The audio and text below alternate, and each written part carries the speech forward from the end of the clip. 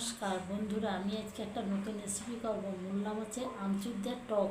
এবার কী কী লাগছে দেখিয়ে দিচ্ছি, চলো।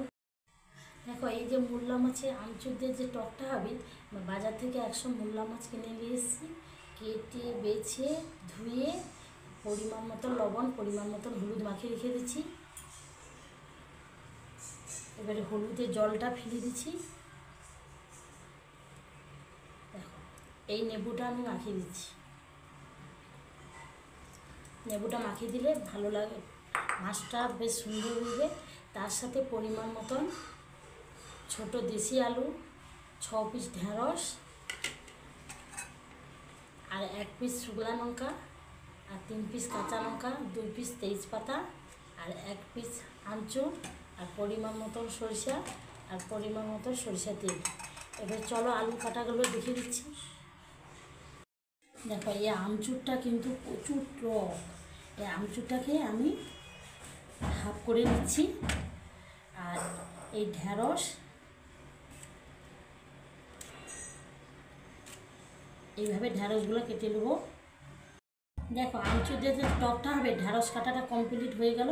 এবার দেশি আলুটা ছালা কাটবো না, ছালা সহ আমি কাটবো। দেখো, এইভাবে ছালা সহ এইভাবে গোল গোল করে কাটবো। এই যা গরম পড়ছে, এই আমচুর দেওয়া, ছোটো মাছ দেওয়া, ঢেঁড়স দেওয়া টক, এই গরমে গরম গরম ভাতে খেতে এত ভালো লাগবে।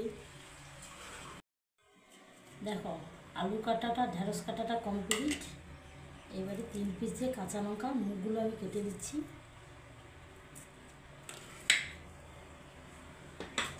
আর মাছে যে পরিমাণ মতন যে নেবুটা মাখিয়ে রেখে দিচ্ছি, এই বাজারে মাছ তো বরফ দেওয়া মাছ, নেবু মাখিয়ে দিলে বেশ সুন্দর হবে। আমি নেবু মাখিয়ে 5 মিনিট রেখে দিচ্ছি। দেখো, এই আমচুর দিয়ে যে টকটা হবে, কিন্তু পরিমাণ দেখে আমি সরষাটা বেটে নেবো। ঝিলটা ধুয়ে নিচ্ছি। এই যে পরিমাণ সাদা সরষা,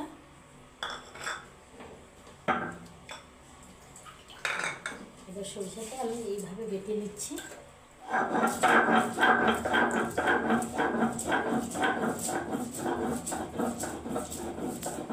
এইভাবে সরিষাটা বেটে দিয়ে চলো রান্নাটা দেখিয়ে দিচ্ছি।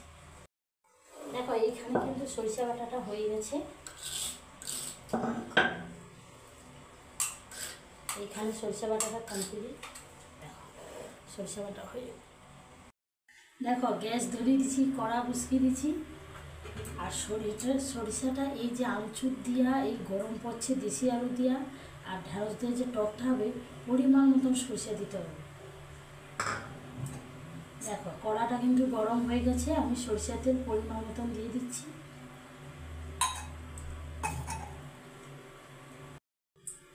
দেখো, কড়াই তো তেলটা দিয়ে দিচ্ছে, তেলটা খুব সুন্দর গরম হয়ে গেছে।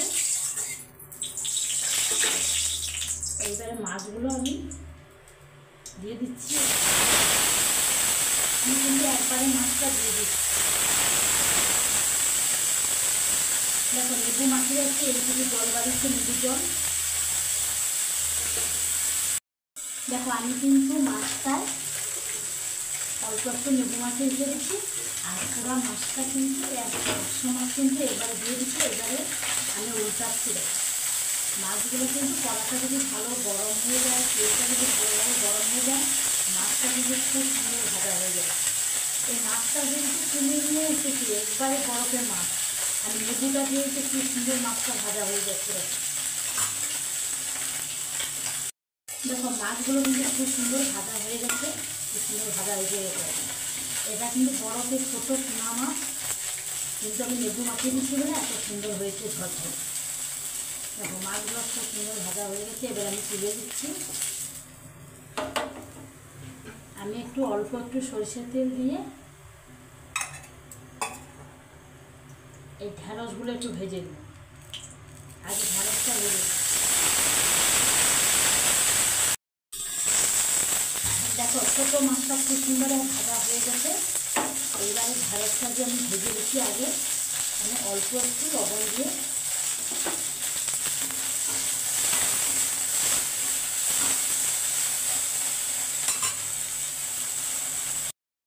দেখো, ঢেঁড়সটা কিন্তু ভাজা হয়ে গেছে খুব সুন্দর। দেখো, ঢেঁড়সটা কিন্তু এই যে আমচুর দিয়ে আর দেশি আলু দিয়ে মাছটা দিয়ে যে টকটা হবে এই গরমে, কিন্তু ঢ্যাঁড়সটা কিন্তু হালকা করে একটু ভেজে দিল লবণ দিয়ে। দেখো ঢ্যাঁড়সটা ভেজে দিতে হবে। এবারে আমি পরিমাণ দেখে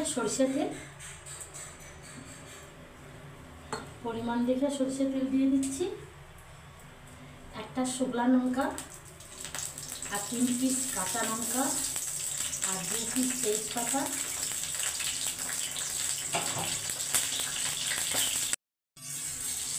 দেখো এই ঢ্যাঁড়সটা তো ভেজে তুলে নিচ্ছি, গ্যাসটা কমিয়ে রাখছি। এবার একটা শুকনো লঙ্কা দিচ্ছি, 2 পিস তেজপাতা, 3টা কাঁচা লঙ্কা।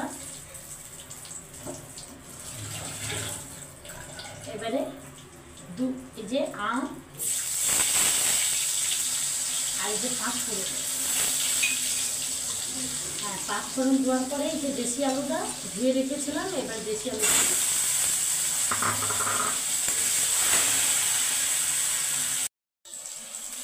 দেখো আমচুর দিয়া আর আমি কিন্তু আমচুর দিয়ে দিচ্ছি আর দেশি আলু দিয়া এগুলো নাড়ছি। হ্যাঁ, এইবারে আমি একটু পরিমাণ দেখে লবণ, এই লবণ দিয়ে খুব সুন্দর লাড়া হয়ে গেছে। এবার পরিমাণ সরিষা জল।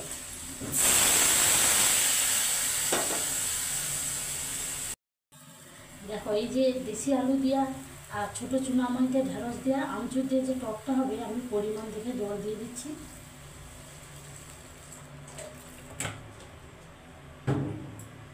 আর এই যে সরিষার টকটা যে হবে, একটু পরিমাণ দেখে হলুদ।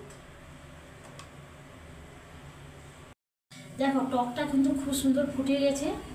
আর এইবারে যে আমি ঢেঁড়সটা ভেজে রেখেছি, এই ঢেঁড়সগুলো দিয়ে দিচ্ছি। হ্যাঁ, ঢেঁড়সটা খুব সুন্দর, ঢেঁড়স আর আলুটা সিদ্ধ হয়ে গেলে নামকার সঙ্গে আমি মাছগুলো দেব। দেখো টকটা খুব সুন্দর ফুটে গেছে। হ্যাঁ, ঢেঁড়স দেওয়ার পরে টকটা ফুটে গেছে। দেখো এই একসাথে যদি তেলের পরে যদি শুকনো লঙ্কা, তেজপাতা, 5 ফোড়ন দিয়ে যদি একবার ঢেঁড়স আলু তুলে দাও, কিন্তু ঢেঁড়সগুলো গলে গেলে আরও বেশি লাড়াচাড়াটা বাড়ি যাবে। এবার ঢেঁড়সগুলো খুব সুন্দর আছে। দেখো এই ভাজা ঢেঁড়সটা ফুটে দিলে খেতে খুব সুন্দর লাগে। ঢেঁড়সও সিদ্ধ হয়ে গেছে আর আলুও সিদ্ধ হয়ে গেছে। ঢেঁড়সটা যে কোনো মাছের টক করলে ঢেঁড়সটা ফুটে দিবে ভেজে। এবারে 100 চুনা মাছ আমি দিয়ে দিচ্ছি। এই 100 চুনা মাছ দিয়ে দিচ্ছি। এই চুনা মাছটা দিয়ে 1 মিনিট ফুটে দেব। দেখো মাছ দেওয়ার পরে কিন্তু আমি 1 মিনিট ফুটে নিয়েছি। এইখানে কিন্তু খুব সুন্দর দেখো এই যে গরমটা পড়ছে, দেশি আলু ঢেঁড়স দিয়ে টকটা গরম গরম ভাতে আর কোনো তো খেতে ইচ্ছা নেই, প্রচুর গরম পড়ছে কলকাতা। এইখানে দেখো টকটা কিন্তু কমপ্লিট হয়ে গেল।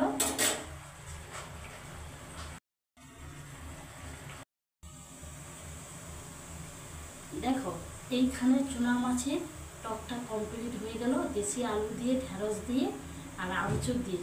এই টকটা যদি ভালো লাগে আমাকে লাইক করবে, শেয়ার করবে, কমেন্ট করবে। আগামীকাল দেখা হচ্ছে, সবাই ভালো থাকুন।